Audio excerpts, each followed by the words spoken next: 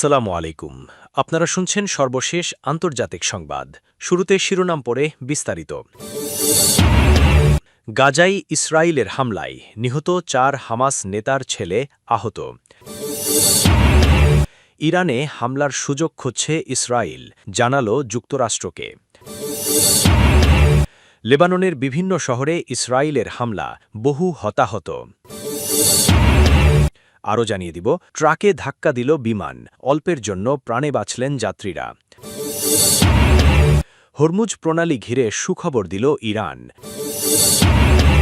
সর্বশেষ থাকছে, যেভাবে হত্যা করা হয় শুভেন্দুর সহকারীকে। ৪০ মিনিট অপেক্ষায় ছিল হামলাকারীরা।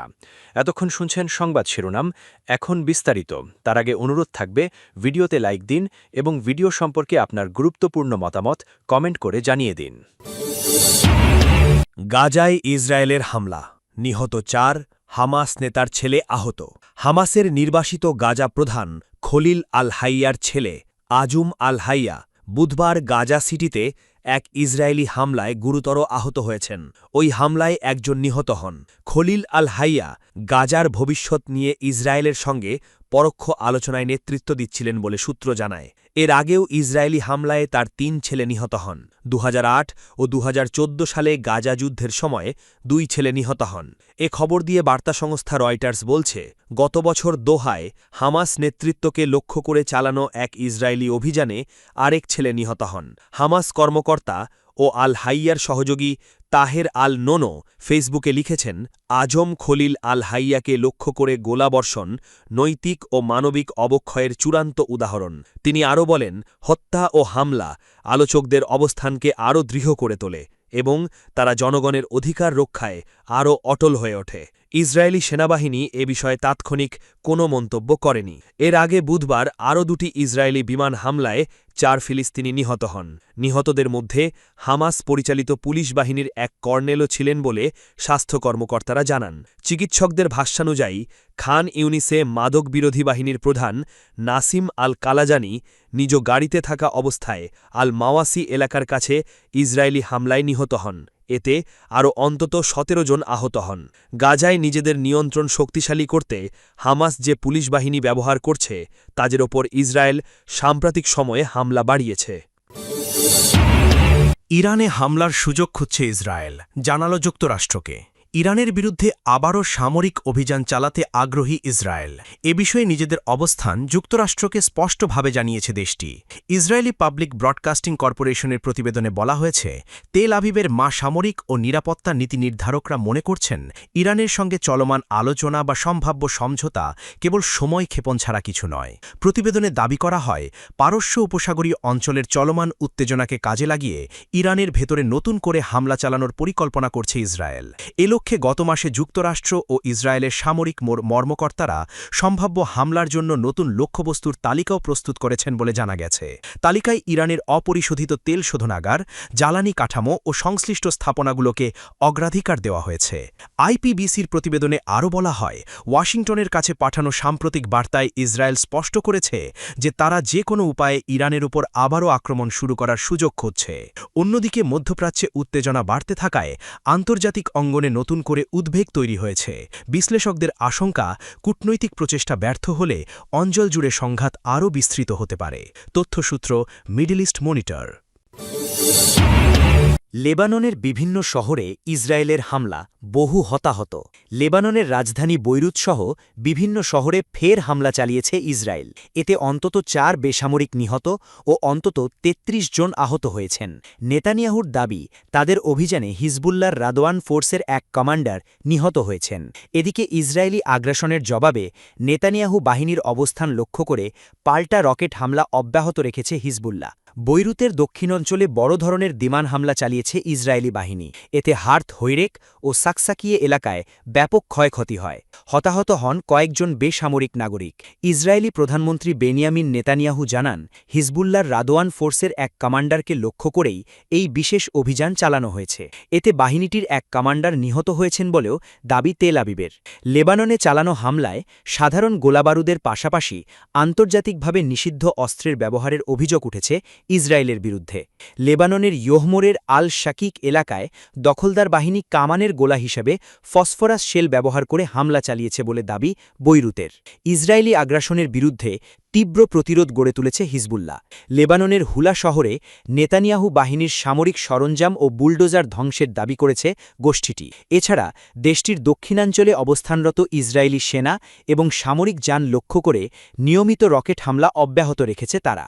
হিজবুল্লাহর দাবি, নিজেদের ভূখণ্ড রক্ষায় এবং ইসরায়েলি হামলার জবাবে তারা এই পাল্টা আক্রমণ চালাচ্ছে। চলমান উত্তেজনার মধ্যে কূটনীতিতে স্থবিরতার জন্য হিজবুল্লাহকে দায়ী করেছে মার্কিন পররাষ্ট্র দপ্তর। দপ্তরের মুখপত্র জানিয়েছেন, যুক্তরাষ্ট্র একটি ফলপ্রসূ আলোচনার পরিবেশ তৈরির চেষ্টা করলেও হিজবুল্লাহ হামলার মাধ্যমে শান্তি প্রক্রিয়াকে লাইনচ্যুত করতে চাইছে। তিনি দাবি করেন, ইসরায়েলের ভেতরে হামলা এবং লেবাননের অভ্যন্তরে ভীতি ছড়িয়ে হিজবুল্লাহ কূটনীতিতে বাধা দিচ্ছে। এদিকে গাজায় ইসরায়েলি হামলায় হামাস পরিচালিত স্বরাষ্ট্র মন্ত্রণালয়ের এক জ্যেষ্ঠ কর্মকর্তা সহ ৫ ফিলিস্তিনি নিহত হয়েছেন। আহত হয়েছেন আরও অন্তত ১৭ জন। খান ইউনিসের আল মাওয়াসি এলাকায় একটি চলমান গাড়িকে লক্ষ্য করে এই হামলা চালানো হয়। আলাদা হামলায় গাজা সিটিতে হামাস নেতার ছেলে গুরুতর আহত হয়েছেন বলে খবর পাওয়া গেছে। এই ধারাবাহিক হামলাকে যুদ্ধবিরতি চুক্তির লঙ্ঘন এবং ফিলিস্তিনিদের ওপর গণহত্যা হিসেবে অভিহিত করেছে হামাস। গোষ্ঠীটি একটি বিবৃতিতে জানিয়েছে, মধ্যস্থতাকারী দেশ ও আন্তর্জাতিক সম্প্রদায়ের কার্যকর পদক্ষেপের অভাবেই ইসরায়েল এমন নৃশংসতা চালানোর সাহস পাচ্ছে। বেসামরিক নাগরিকদের সুরক্ষা নিশ্চিত করতে এবং ইসরায়েলি আগ্রাসন থামাতে জাতিসংঘ ও নিরাপত্তা পরিষদের জরুরি হস্তক্ষেপের আহ্বান জানিয়েছে ফিলিস্তিনের স্বাধীনতাকামী সংগঠনটি। ট্রাকে ধাক্কা দিল বিমান, অল্পের জন্য প্রাণে বাঁচলেন যাত্রীরা। যুক্তরাষ্ট্রে নিচু দিয়ে উড়তে থাকা একটি বোয়িং 767 বিমান ট্রাকের সঙ্গে ধাক্কা খেয়েছে। এই ঘটনায় অল্পের জন্য প্রাণে রক্ষা পেয়েছেন বিমানের যাত্রীরা। সামাজিক যোগাযোগ মাধ্যমে দুর্ঘটনার ভিডিও ছড়িয়ে পড়েছে। বৃহস্পতিবার ৭ মে এনডিটিভির একটি প্রতিবেদনে এ তথ্য জানানো হয়েছে। প্রতিবেদনে বলা হয়েছে, বাণিজ্যিক বিমানটি নিচু দিয়ে উড়ে যাওয়ার সময় ট্রাকের সঙ্গে ধাক্কা লাগে। বেকারি পণ্যের ট্রাকটি দুর্ঘটনায় বেশ ক্ষতিগ্রস্ত হয়। ইউনাইটেড এয়ারলাইন্সের একটি বোয়িং 767 বিমান নিউ ইয়র্ক লিবার্টি আন্তর্জাতিক বিমানবন্দরে অবতরণের জন্য নিচে নামার সময় ট্রাকটির সঙ্গে ধাক্কা খায়। এই সময় বিমানের ল্যান্ডিং গিয়ারের একটি চাকা ট্রাকের জানালা ও উইন্ডশিল্ড ভেদ করে ভেতরে ঢুকে পড়ে। এতে কেবিন জুড়ে কাঁচ ছিটকে পড়ে এবং চালক বোর্ডলি জুনিয়রের হাত ও বাহুতে আঘাত লাগে। এত বড় দুর্ঘটনার পরও তিনি বেঁচে যান। কিছুক্ষণ পর চালক তার বাবাকে ফোন করেন। তার বাবা ওয়ারেন বোর্ডলি সিনিয়র বাল্টিমোরের বক্সিং অঙ্গনের পরিচিত মুখ এবং বক্সিং হল অফ ফেমের সদস্য। তিনি জানান, তার ছেলে প্রচণ্ড আতঙ্কিত অবস্থায় ফোন করেছিল। তিনি বলেন, সে নিজেই বিশ্বাস করতে পারছিল না। আমাকে ফোন করে বলল একটি বিমান তাকে ধাক্কা দিয়েছে। আমিও বিশ্বাস করতে পারছিলাম না। বোর্ডলি সিনিয়র জানান, তার ছেলের শরীর জুড়ে ব্যথা পেয়েছে। এর মধ্যে মাথা এবং অভ্যন্তরীণ আঘাতও রয়েছে। এই মুহূর্তে আমরা শুধু কৃতজ্ঞ যে সে বেঁচে আছে। শারীরিক কষ্ট হয়তো একসময় সেরে যাবে, কিন্তু মানসিক ধাক্কা অনেক দিন থাকবে। তিনি বলেন, পৃথিবীর সবকিছুর জন্য মানুষ প্রস্তুতি নিতে পারে, কিন্তু একটি বিমান এসে ট্রাকে ধাক্কা দেবে এমন কোনো ব্যাপার কেউ কল্পনাও করতে পারে না।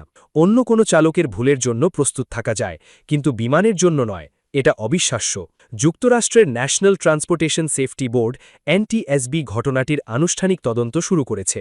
তদন্তে ফ্লাইট পরিচালনা, আবহাওয়া পরিস্থিতি, মানবিক ত্রুটি, ক্রু ব্যবস্থাপনা এবং এয়ার ট্রাফিক নিয়ন্ত্রণ সহ বিভিন্ন বিষয় খতিয়ে দেখা হবে।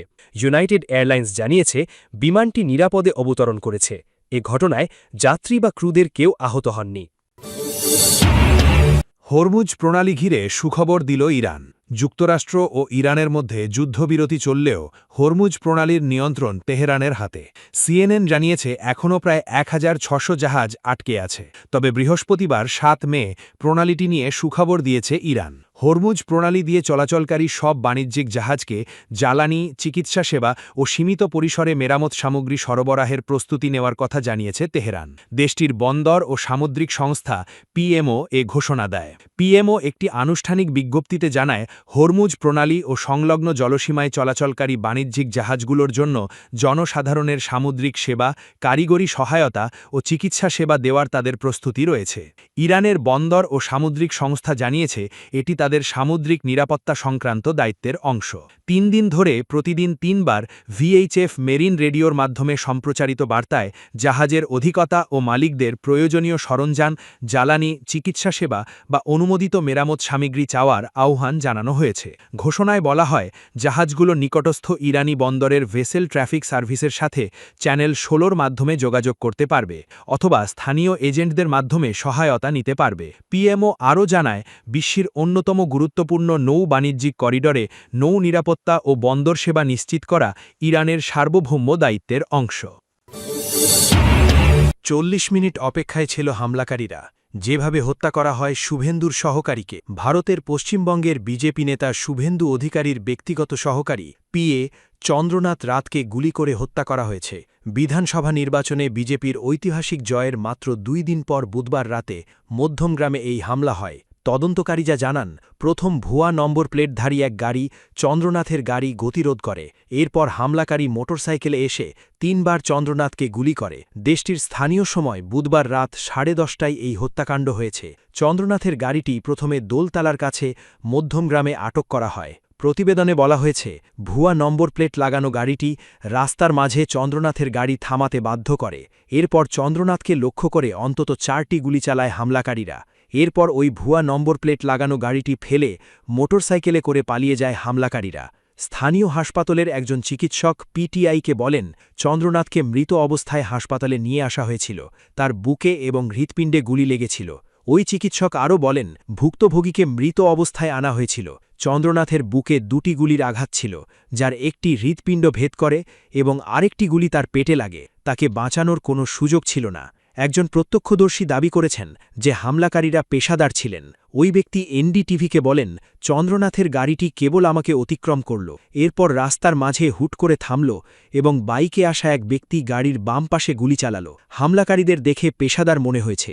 এছাড়া তিনি আরও বলেন, আমি 2 রাউন্ড গুলির শব্দ শুনেছি। রাত 10:30 থেকে 11টার মধ্যে এই হামলার ঘটনা ঘটেছে।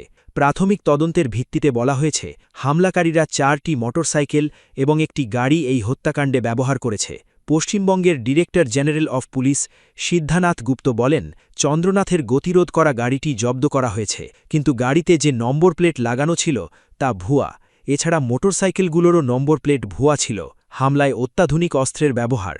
পুলিশ ধারণা করছে, এই হামলায় হামলাকারীরা অত্যাধুনিক অস্ত্র ব্যবহার করেছে। পুলিশের এক কর্মকর্তা পিটিআইকে বলেছেন, হামলাকারীরা সম্ভবত গ্লোক 47X পিস্তল ব্যবহার করেছেন। নাম প্রকাশে অনিচ্ছুক পশ্চিমবঙ্গের ঊর্ধ্বতন এক পুলিশ কর্মকর্তা বলেন, এই ধরনের অস্ত্র সাধারণ ক্রিমিনালরা ব্যবহার করে না। আমরা তদন্ত করে দেখছি যে এই হামলায় পেশাদার শুটার জড়িত কিনা। সিদ্ধানাথ গুপ্ত বলেন, আমরা ঘটনাস্থল থেকে গুলির খোসা এবং তাজা গুলি উদ্ধার করেছি। এই মুহূর্তে হামলার উদ্দেশ্য স্পষ্ট নয়। 40 মিনিট ধরে অপেক্ষায় ছিল হামলাকারীরা। চন্দ্রনাথ শুভেন্দু অধিকারীর ব্যক্তিগত সহকারী হিসেবে নিয়োজিত ছিলেন। তিনি মধ্যমগ্রামের দোহারিতে আবাসিক কমপ্লেক্সে থাকতেন। প্রত্যক্ষদর্শীরা বলেন, হামলাকারীরা চন্দ্রনাথের জন্য 40 মিনিট ধরে অপেক্ষা করছিলেন। তিনি স্করপিও এসইউভি ব্যবহার করতেন। এই গাড়িতে পশ্চিমবঙ্গের বিধানসভার স্টিকার লাগানো ছিল, তাই তার গাড়ি চিনতে হামলাকারীদের কোনো সমস্যা হয়নি।